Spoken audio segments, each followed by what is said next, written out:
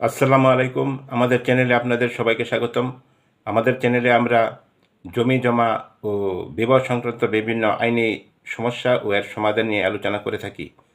আমাদের সাথে লাইভে যুক্ত আছেন আজকের অতিথি।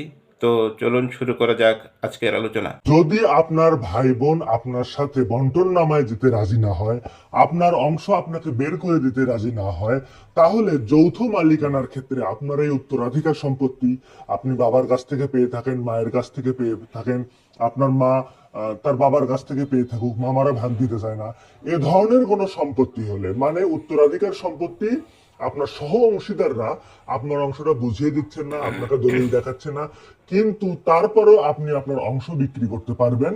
এবং যদি যৌথ ভাবে কেনাও হয়ে থাকে, অনেক ক্ষেত্রে আমরা দেখা যায় 2 জন 3 জন 12 জন 17 জন 15 জন মিলেও একটা দলিলে অনেক জমি কিনে থাকে। এখন দেখা যাচ্ছে যে আপনার প্রয়োজন আপনি বিক্রি করবেন, ওনারা বিক্রি করতে রাজি না, তাতে কিছুই যায় আসে না। আপনার তাকে জিজ্ঞেস করারও প্রয়োজন নাই, আপনি আপনার অংশটি বৈধভাবে বিক্রি করতে পারবেন। এবং কিভাবে বিক্রি করবেন সমস্ত ডিটেলস বলতেছি।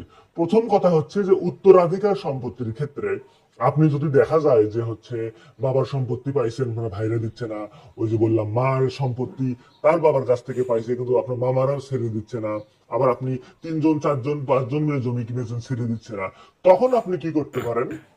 তখন ওই জমিটাতে আপনার যতটুকু অংশ আছে, ওই দাগে আপনার যতটুকু অংশ আছে, যদি উত্তরাধিকার সম্পত্তি হয়ে থাকে, প্রত্যেক দাগে আপনার মায়ের বা আপনার বাবার বা আপনার নিজের আপনার যতটুকু অংশ আছে আপনি এতটুকু উল্লেখ করে আপনি বন্টননামা দলিল ছাড়াও আপনি হচ্ছে সাহাম বের করে বিক্রি করতে পারেন। তবে এখানে একটা বিষয় আছে, যে ব্যক্তি জমিটা কিনবে তাকে কিন্তু আপনি সীমানা চিহ্নিত করে দিতে পারবেন না।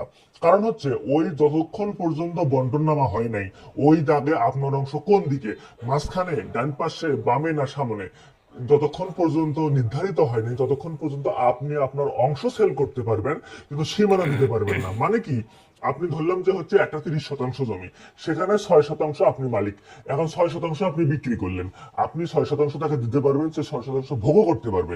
কিন্তু আপনার সহ অংশীদাররা যদি কখনো আপত্তি জানায় যে এই 6 শতাংশ তোমাকে আমি দেবো না, তোমাকে অন্য জায়গায় নিতে হবে, তখন এটা নড়াচড়ার মন মানসিকতা থাকতে হবে, নড়াচড়া করতে হবে, এটাই আইন। তবে আপনার কাউকে বলতে হবে না, কাউকে জিজ্ঞেস করতে হবে না, তারা যদি বন্টননামা আসতে নাও চায় আপনি আপনার অংশটাই বিক্রি করতে পারবেন। এখানে একটা বিষয় আছে যে অনেক ক্ষেত্রে এটা চতুরামি করে, অনেকে কি করে যে দেখা যায় যে একটা দাগে যতখানি অংশ আছে তার যতটুকু অংশ সে তার ছেলেকে হেবা করে দিয়েছে। এখন কয়েকদিন পরে ভাতিজা এসে বলে যে রাস্তার সাথের অংশটা, এই সামনের অংশটা আমার বাবা আমাকে হেবা করে দিয়েছে, আমি এখানে দোকানপাট করবো বা আমি এখানে বাড়ি করবো বা আমি এই জায়গাটা ভোগ দখল করব। কিন্তু আপনারা অনেকেই মনে করেন যে সাব রেজিস্টার অফিস কর্তৃক এটা পাশ হয়েছে, এই দলিলটা এখানে চৌহদ্দি উল্লেখ করা দেওয়া হয়েছে, তার মানে মনে হয় ভাতিজারা পেয়ে যাবে, ওই জায়গাটা যাকে দেওয়া হয়েছে সে পাবে। আসলে সে পাবে না। যতই সাব রেজিস্টার কর্তৃক দলিল পার হয়ে থাক, যতই ওই ম্যাপটা বের করে দেওয়া থাক, কোনো লাভ হবে না। কারণ আপনারা ওই বন্টন নামায় যাননি, একজন একজনকে উল্লেখ করে দিতে পারে।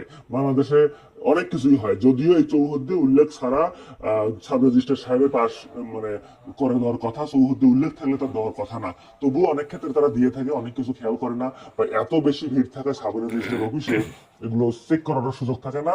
কিন্তু আইন এটা বলে, আইন সাব রেজিস্টার অফিসে আইন পালনের ব্যাপারটা অতটা মুখ্য না। সাব রেজিস্টার অফিস হচ্ছে দলিল এক্সচেঞ্জের বিষয়, মালিকানা হস্তান্তরের বিষয়। এটা যখন দেওয়ানি আদালতে যাবে, মানে আপনার সহ অংশীদাররা যখন ক্লেম করবে যে হচ্ছে না ওই অংশটা তাকে দেওয়া হবে না, সে 6 শতাংশ পাবে, এটা ঠিক আছে, কিন্তু ওই অংশটা দেবো না, তখন তাকে নড়াচড়ার সুযোগ থাকতে হবে, নড়াচড়া মন মানসিকতা থাকতে হবে। ব্যাপারটা এখানেই, কোনো রকম কোনো সমস্যা নাই।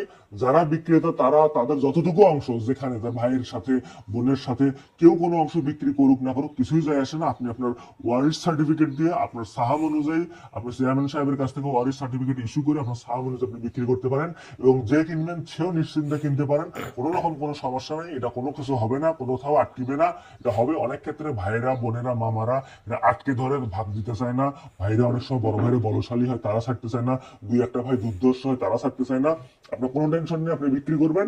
এবং যখনই ওই যে আপনি চৌহদ্দি দিতে পারবেন না, কারণ হচ্ছে ওই বাকি সহশরিকরা এখন সিগনেচার করেনি, তারা বলে নাই যে এটা তার অংশ, সেটাকে বলে বন্টন নামা। তো যতক্ষণ পর্যন্ত বন্টন নামা হয় নাই, এটা পরে সেটা তারা যদি ক্লেম করে, আদালতে, তখন আদালতে গেলে কিন্তু তাদেরকে বন্টনামা করতে হবে এবং তখন তার নিশ্চিত হয়ে যাবে, তখন আদালত শুনবে। একজন আবার চাইলে আপনি আবার মনে করবেন যে না আমাকে রাস্তার সাথে অংশ দিল না, তাকে কি দিবে, তাকেও দিবে না। সবার মন মানসিকতা শুনে সবার কথা বুঝে যেটা ঠিক মনে হবে সবাইকে একটু কম বেশি স্যাক্রিফাইস করে সবাইকে আদালত নিজের মতো করে বন্টন করে দিবে, এখানে কারো ওজোর আপত্তি চলবে না। তো ব্যাপারটা এটাই, যৌথ মালিকানা ভাবে যদি কেউ কিনেও থাকেন সম্পত্তি, ওই যে আপনার হচ্ছে একসাথে 3 জন 5 জন 7 জন, তারাও বাকি ভেঞ্চাররা বাকি তার সাথে সহশরীরা তারা যদি বিক্রি করতে না চায় আপনি বিক্রি করতে পারেন, তবে ওই যে চৌহদ্দি উল্লেখ করে দিতে পারবেন না।